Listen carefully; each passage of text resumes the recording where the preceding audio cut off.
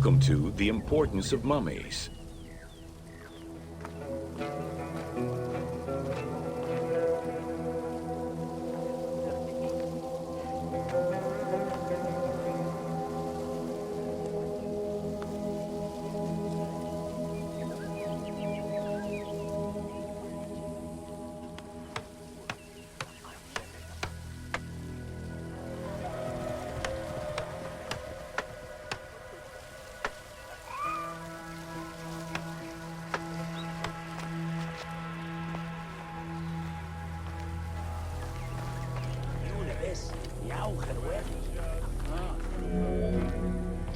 The first hieroglyph for embalmer appeared in pyramid texts of the Old Kingdom. It is likely that embalming was a trade that progressed alongside the evolution of ancient Egyptian funeral practices. While we still know nothing of how embalming came to be a profession, we do know that embalmers had a hierarchy, and that each embalmer specialized in a specific phase of the mummification process.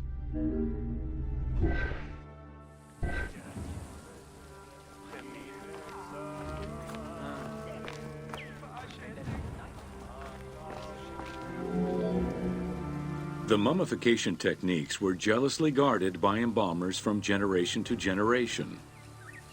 Despite their efforts, Herodotus and Diodorus discovered their methods in late antiquity, but historians were skeptical about the validity of the texts.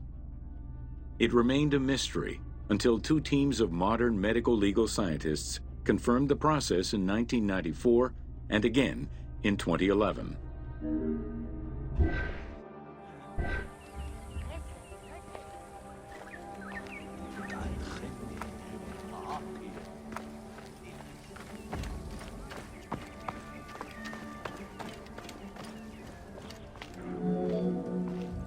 The uabet, meaning the pure place, was where the embalmers mummified the bodies of the deceased. Until the end of the Middle Kingdom, it was located in tents at the edges of the city due to the smell of decomposition.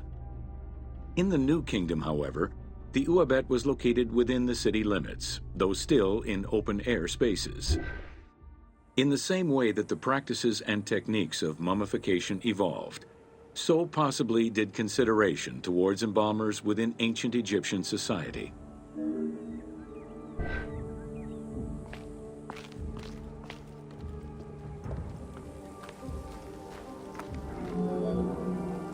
The pharaoh had access to the most elaborate of mummification rituals.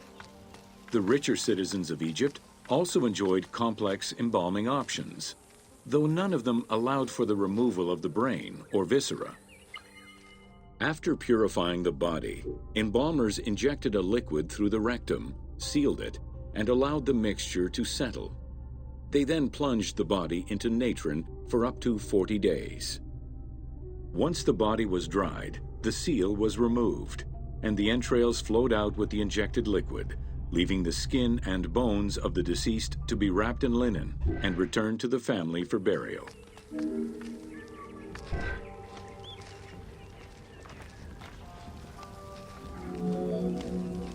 The least costly embalming option was for the embalmers to simply inject a product called surmaya and immerse the body in the natron for up to 40 days before handing it over to the family.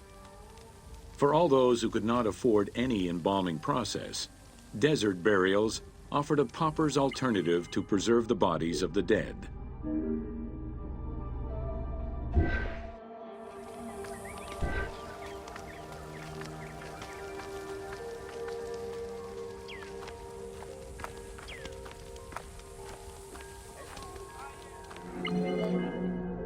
Egyptian civilization has always appealed to Westerners, even before the Greek and Roman invasions.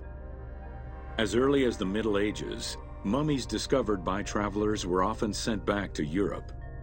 Curio cabinets, dating from the 16th and 17th centuries, usually included pharaonic artifacts in their collections.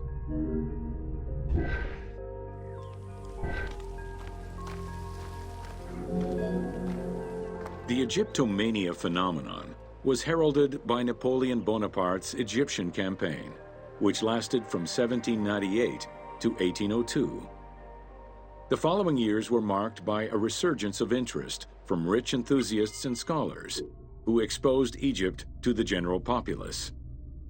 Many research societies focusing on Egyptology were founded during those years.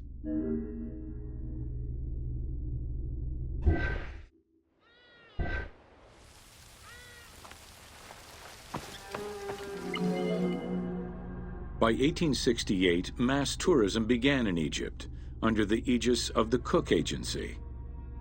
The rich would indulge in leisure trips to Egypt and bring back mummies.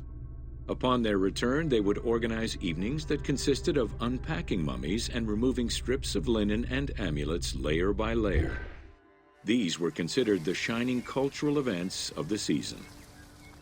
The Egyptian collections of many a museum were founded as a consequence of this mass pillaging.